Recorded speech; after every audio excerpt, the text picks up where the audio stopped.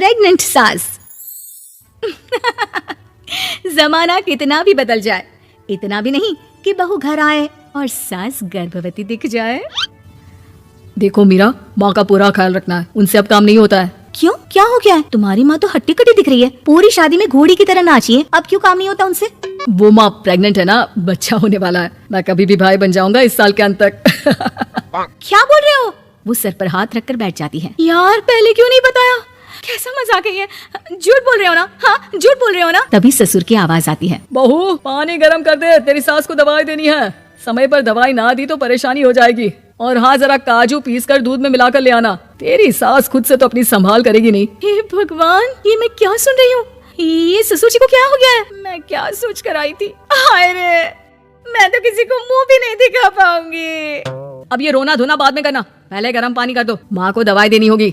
और हाँ, रात को माँ के पैरों में तेल लगा देना। बहू को गुस्सा आ जाता है, वो बड़बड़ करती किचन में जाती है जहाँ उसका ससुर खड़ा होता है। एक बड़ी जिम्मेदारी है हम सबके सर ऊपर, इस उम्र में माँ बनना खतरे से खाली नहीं होता। हाँ हाँ पता है, तो क्यों बन गई माँ? अरे खतरे से कम नहीं है तो क्या जरूरत थी लल्ला पैदा करने की? कैसी बात कर रही हो बहू? क्या तुम खुश नहीं कि घर में एक नया मेहमान आएगा, छोटे छोटे पैरों से पूरे घर में घूमेगा? पिताजी ये हाथ जोड़े आपके, आप यहाँ से जाओ, ये शायरी बाद में बताना, अभी मैं पानी गर्म करके थर्मस में दे देती हूँ। सारा दिन पिलाते रहो गर्म पानी। और हाँ, ये बच्चे की बात बार बार मुझसे कोई नहीं करेगा। बहू का पारा अब चढ़ा ही रहता था, वो काम तो सारा करती, लेकिन किलस किलस कर। मीरा सारे काम से फुर्सत पाकर बैठी होती है कि माँ का फोन आ जाता है। बेटा बहुत बड़ी जिम्मेदारी है तेरे सर पर, अच्छे से निभाना। ससुराल में हर किसी को खुश रखना वैसे तो मुश्किल है, लेकिन भगवान ही हिम्मत देता है बहू को हर कुछ सहकर सबको खुश रखने की। क्या बड़बड़ किए जा रही हो माँ? जानती भी हो कि यहाँ क्या चल रहा है? मेरी सास, अरे तेरी सास तो देवी है देवी, कितने खुश हो रहे थे सारे तेरी सूरत देख देख कर। पता नहीं जैसे बहू नहीं कोई मन मांगी मुराद मिल गई हो उन लोगों को। अरे बात तो पूरी सुनो, मन मांगी बुरा तो पूरी हुई है। अरे मेरी सास को बच्चा होने वाला है, प्रेग्नेंट है वो। क्या बकवास कर रही है मीरा? ये बात किसी को कहना मत। मुझे तो बता दिया, लेकिन अब अपनी जबान सिल ले। कहाँ है तेरी सास? बात तो करा मेरी। पूछू जरा, पोता पोती खिलाने की उम्र में खुद का बच्चा खिलाने का शौक कहाँ से आ गया? और आया भी तो बताना तो चाहिए था। अब क्या नाक कटाने के लिए हम लोगों से रिश्ता जोड़ा है? रुक, तेरे पापा से बात करती हूँ। मीरा फोन रखकर लेट जाती है। वो एक सपना देखती है कि उसकी गोद में एक बच्चा खेल रहा है। भाभी की गोद में कितना खुश दिख रहा है ना, लग ही नहीं रहा कि भाभी है। मैं तेरे लिए क्या लाया हूँ, सोने की बालियाँ। तेरी शादी में तो मैं बुढ़ा हो जाऊंगा ना। अरे कैसी बात कर रहा है बेटा, इसकी जिम्मेदारी तो तू ही लेगा, हम लोगों का तो कोई भरोसा नहीं, कब ऊपर वाला उठा ले। बहू को सास को देख देख कर गुस्सा आ रहा था, तभी वहाँ पड़ोसन आ जाती है। अरे बहू, तुझसे तो पूछने से भी डर लगता है कि कब खुशखबरी सुना रही है। अब तो अपनी 1 महीने की ननद की ही जिम्मेदारी संभाल ले, बहुत है। अपने जेवर भी रख देना और पैसे भी जमा करना शुरू कर दे। वो बात आगे बढ़ाती उससे पहले ही बहू जोर से चिल्लाकर उठ जाती है। नहीं नहीं नहीं नहीं, मैं अपने जेवर किसी को नहीं दूंगी। अरे कौन ले रहा है तुम्हारे जेवर? तुम औरतें भी ना सपने में भी जेवर ही संभालती रहती हो। मैंने जो सपना देखा है ना, सुनोगी तो होश उड़ जाएंगे।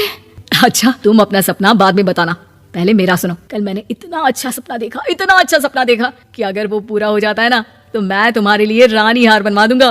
बहू अब सारे गम भूलकर पति का सपना सुनने में लग जाती है। अरे क्या सपना था बताइए ना, बोलिए भी तो, क्या सपना है? मैं पूरा कर दूंगी अगर बात रानी हार की है तो। बोलिए बोलिए। मैंने रात को सपना देखा कि माँ को बेटी हुई है और मुझे बहन। सच्ची, इस घर में बेटी हो जाए तो मैं तो झूम ही उठूं। मीरा का मुंह बन जाता है, वो चुप हो जाती है और सपने की बात याद करती है कि बेटी हुई तो उसे ही अपने गहने उसे देने होंगे, फिर तो रानी हार की जरूरत पड़ेगी ही। भाई लड़की बड़ी होगी, उसकी शादी होगी तो जेवर तो चढ़ाने ही होंगे ना, कहाँ से आएंगे वो? कितनी समझदार हो तुम मीरा, मैंने भी यही सोचकर तुम्हारे लिए रानी हार लेने का सोचा था। अरे फूटी किस्मत मेरी जो ऐसा परिवार मिला। मेरे पापा की तो मैं अभी क्लास लगाती हूँ, जो सब जानते हुए भी ऐसे परिवार में मेरी शादी कर दी। बहू पिता को फोन लगाने ही वाली होती है कि ससुर की फिर से आवाज आती है। बहू गर्म पानी ले आ जल्दी, थर्मस में खत्म हो गया है। बाद में खबर लेती हूँ मैं पापा की, पहले सास को गर्म पानी दिया हूँ। बहू अभी किचन में काम कर ही रही थी कि मीरा के मम्मी पापा आ जाते हैं। वो हाथ में ढेर सारे फल लेकर आते हैं। मीरा के पिता मीरा के ससुर से कहते हैं, लीजिए भाई साहब, ये फल रखिए, बहन जी को खिला दीजिएगा। वैसे कैसी है उनकी तबीयत? बस पता तो है आपको, ऐसे वक्त में जो होता है बस वही सब। मुझे तो सुनकर बहुत गुस्सा आया था, लेकिन चलिए, भाग्य में जो है लिखा उसे कौन टाल सकता है। डॉक्टर को दिखाए?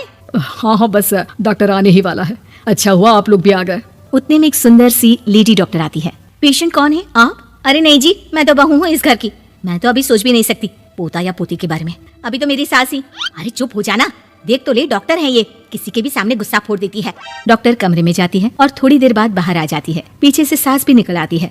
हे भगवान, इतना दुख तो किसी को भी ना दे जितना मुझे दिया है। देखिए बहन जी, आप लोगों को तो ये सोचना भी नहीं चाहिए था। वही तो मैं भी कह रही थी कि आप लोगों के लिए तो सोचना भी गुनाह है, लेकिन अब पछताए होत क्या जब चिड़िया चुग गई खेत। डॉक्टर वहाँ से चली जाती है। मैं माँ नहीं बन सकती, मैं प्रेग्नेंट भी नहीं हूँ। ये कैसे? तुम तो बोल रही थी कि अरे वो गैस का दर्द था और पेट भी गैस से फूल रहा था। डॉक्टर ने चूर्ण दे दिया है, गर्म पानी से फाँकना है। मैं अभी लाती हूँ गर्म पानी। अरे मैं तो गीजर ही लगा देती हूँ। हाय रे, खुशी के मारे पागल ना हो जाओ।